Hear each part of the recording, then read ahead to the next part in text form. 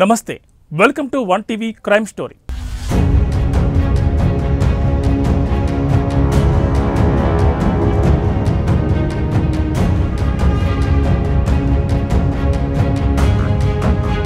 గోడల్ని కూడా ఖాతరు చేయలేనంత అయిన వాళ్ళు చావుకు సైతం తెగించేటంత ఇంతటి లోతైన ప్రేమల్లో పేకల్లోతు కూరుకుపోయిన ఆ ఇద్దరి ప్రేమ కథ అనేక మలుపులు తిరిగి ఇప్పటికీ క్లైమాక్స్కి వచ్చేసింది.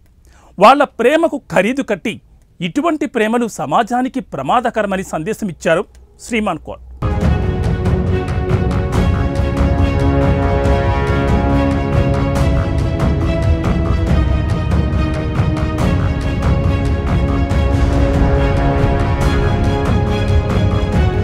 రాస్తే ఇది మరో చరిత్రకు తక్కువ, రక్త చరిత్రకు ఎక్కువ.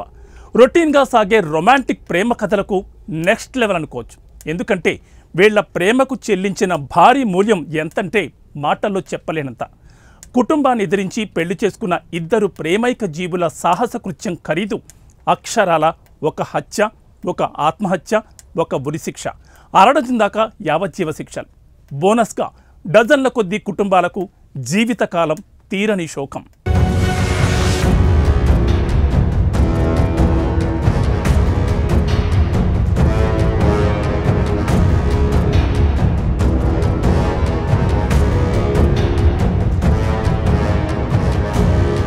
అమృత లవ్స్ ప్రణయ్, ఆ తర్వాత అమృత వెడ్స్ ప్రణయ్, అది కాస్త ముదిరి మారుతీరావు కిల్స్ ప్రణయ్ అనే ఘోరమైన మలుపు తీసుకుని పరువు హత్యల చరిత్రకెక్కి తర్వాత కోర్టు మెట్లెక్కిన మిర్యాలగూడ పరువు హత్య గుర్తుందా?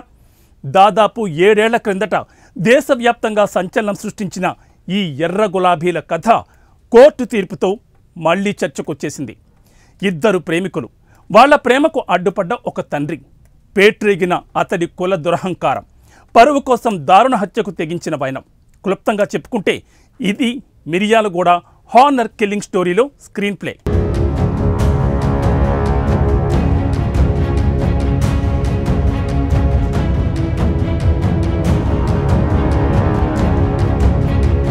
ప్రియురాలి కళ్ళెదుటే నడి రోడ్డుపై మొండి కత్తితో నరికి చంపబడిన ఒక ప్రేమికుడు, పేరు ప్రణయ్.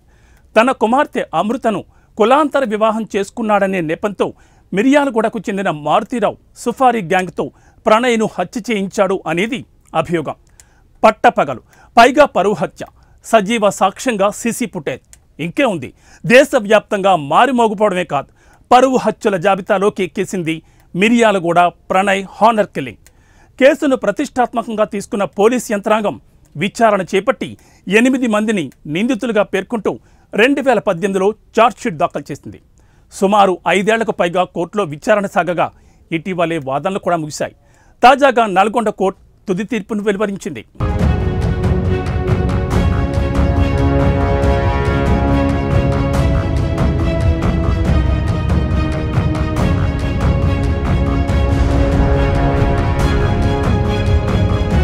ప్రణయ్ హత్య కేసులో A1 నిందితుడు మారుతీరావు 2020లో ఆత్మహత్యకు పాల్పడ్డారు.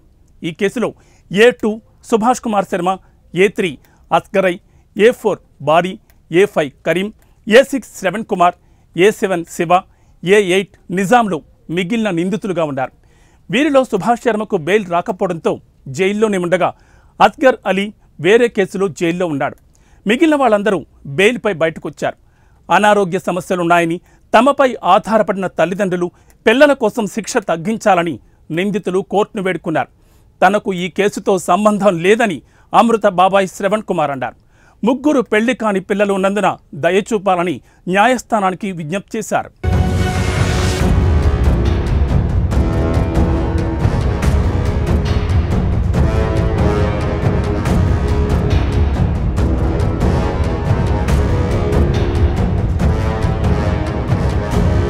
సో దగాపడ్డ ప్రేమికుడు నిండు ప్రాణాలను అర్పించుకున్నాడు.